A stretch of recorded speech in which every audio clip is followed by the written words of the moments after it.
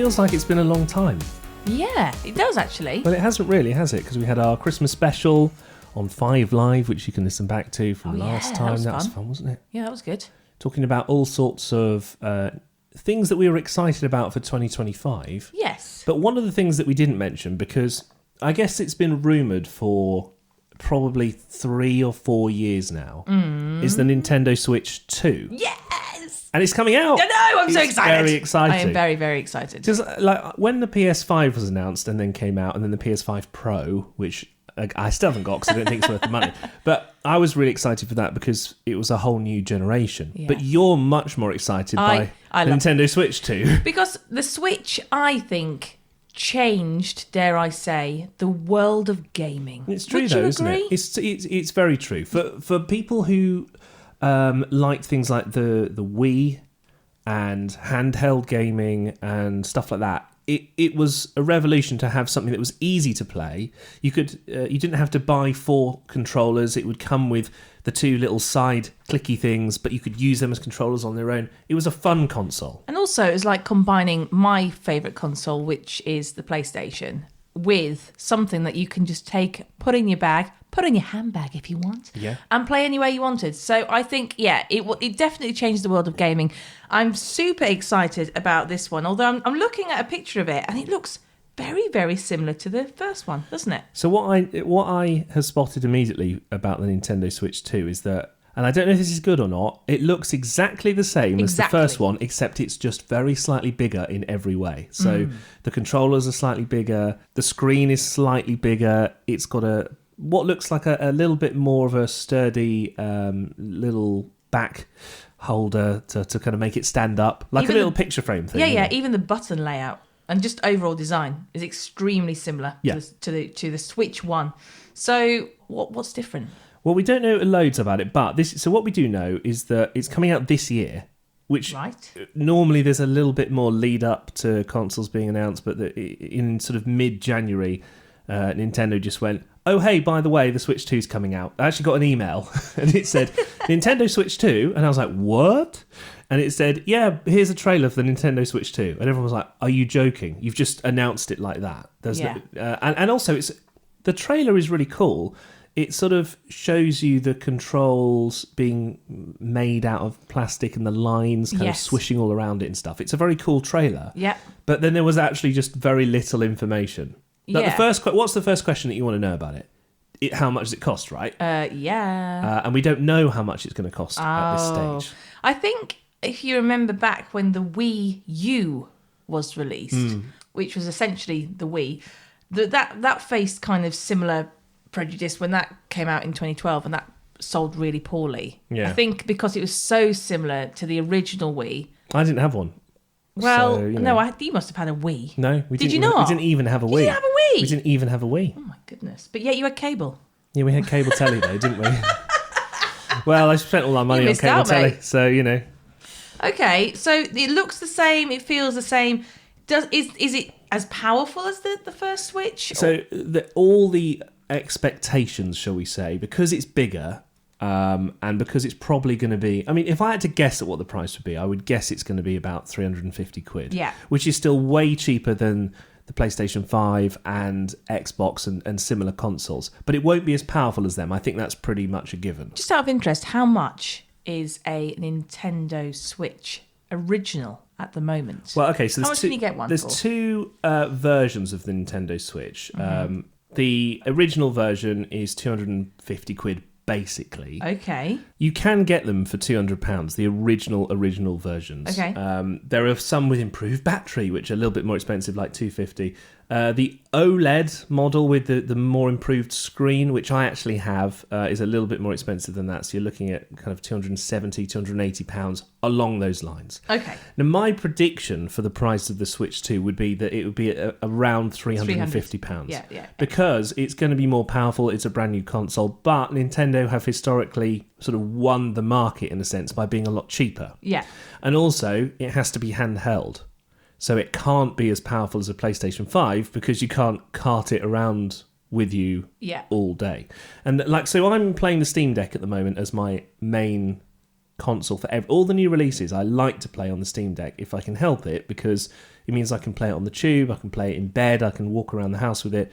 If it's a game that requires more power, I revert to the PlayStation 5. Like, for example, Space Marine 2, when we reviewed that, it doesn't work on the Steam Deck or anything. Yeah, I mean, I'm looking at some of the rumours online, and they've kind of guessed the same price range as what you just said, 350 to perhaps 450. It could be. Which are reasonable guesses, aren't they? Yeah. Which would put like the Switch 2 around, £100 more than the original Switch. But I think they'll drop the original Switch price as soon as it releases. Oh, do you think? I don't think you can keep the original Switch price at 250 if you're going to release the Nintendo Switch 2. Every time a new console comes, the next generation has to drop in price. But how come they haven't told us how much it is? Why are they keeping that a secret? That's maybe to extend out the coverage of it, to make it the announcement last a bit longer. I mean, you've got to think that the last one came out, it's going on for 8 years now. That's a long time for the Switch to have bedded in. You know, developers know how to make the most of the console. You've got really cool games. I think what's interesting is it sold so much. Yeah. I mean, apparently it's 143 million. Yeah. Which is the best selling compared to any, of all time, compared to even the early days of the PlayStation.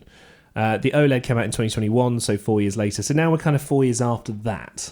Do you think it'll be cheaper than the PS5 and the Xbox Series X? Yeah, I do think so. It has to be, because otherwise it loses its unique selling point. Like, why would you pay £600 for something that wouldn't be as powerful as the PlayStation 2? Yeah. Yes, okay, it will have the portable aspect, but you can also get a Steam Deck for 500 quid. Okay, here's a question. I am one of those people. I'm very different to you. You love a new console, don't you? You'll try and get your hands on the newest console. For sure, yeah. I'm quite happy with the Switch. So what would you say to someone like me who's at home, already got a Switch, and thinks, well, yeah, it might be a bit more powerful and it might be a bit bigger, but is it worth the extra £100? Do you think? Probably not. The thing is, the first thing I would say is wait till Christmas, but it could also come out in November. And I think that actually it's quite likely that they'll announce it for November. I was just about to say, when do you think they'll release it? Again, this is like a really tough question, but I don't... They say 2025, so that could be anywhere up to the end of this year. I don't doubt that they've got it ready and sitting there, and they're just deciding the best time. Like the PlayStation 5 and the PlayStation 5 Pro were all announced around, September, October, November time, so that people got excited and tried to get them for Christmas. I think that it would be very likely that the price will be announced in the next few months. I think that they'll announce the release date after that, which will be November, and then I think they'll announce some games in the lead up to it. Another Mario Kart game. I'm going to say, talking of games, are we going to get anything else but Mario's? Well, it's slightly depressingly, in the trailer, the only footage that was shown was another Mario game. Another Mario Kart game. And you sort of think, especially if you're not that bothered by Mario Kart, which I feel like I'm done with Mario Kart now. Yeah. And we're on Mario Kart Super Deluxe 8 now. Yeah. I feel like, show me another Zelda game. Right. Exactly. That would sell it more. That's what we want to see more of. And I think it does have a slightly longer battery life, which always helps. Like when you get a new phone, it always helps, doesn't it, as well? So the big question is, do you think it's worth it? And when will we hear more details about it? So what we know is that Nintendo are going to release more information, they think, in around April time. So that kind of tracks with my expectation that in April they might announce the price of it and the power of it, so that people can talk about that for a couple of months. And then I think in June, July, August time, they'll announce that it's coming out in November. That would be my prediction, but like I say, that's just based on previous experience of these console releases. I think one of the key questions that we haven't mentioned at all yet is, will the Switch 2 be able to play all of the Switch 1 games? Now, the company has said that it will play a lot of them, but not all of them. Oh, right. Now that, for me, is a huge mistake. Well, yeah, massive mistake. And I don't get why companies can't... it can't be that hard to just enable the new version to play the original versions. Or in this day and age when you can make software they're called emulators, if you don't know. You can make software that will pretend that whatever console you're playing on is that old console. So you could make an emulator for the Switch 2 that pretends to fire up the Switch 1 software and then roll it out and play all those games. I can't understand why you wouldn't just say all the old games are compatible. Right. Physical and digital, because people still play physical games, of course. People still buy the little cartridges or discs to put in these consoles and play them. It should be compatible with the Switch 2. But we've got to wait till April. April for the next bit of info. I think it'll be earlier. I think it might come out in September for the holiday season. Yeah, it could be. It could easily be. Or the other thought is that people like to have their games in summertime.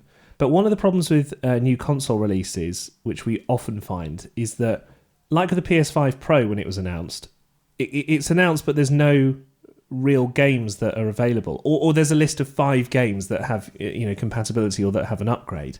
So when the Switch 2 comes out, I expect they'll say, well, there's a new Mario Kart game and there's a couple of others available. So you don't necessarily, you particularly, don't need to buy it on day one. How exciting. Because you're still working your way through all the back catalogue. Okay, here's a question. What sequels would you like to see?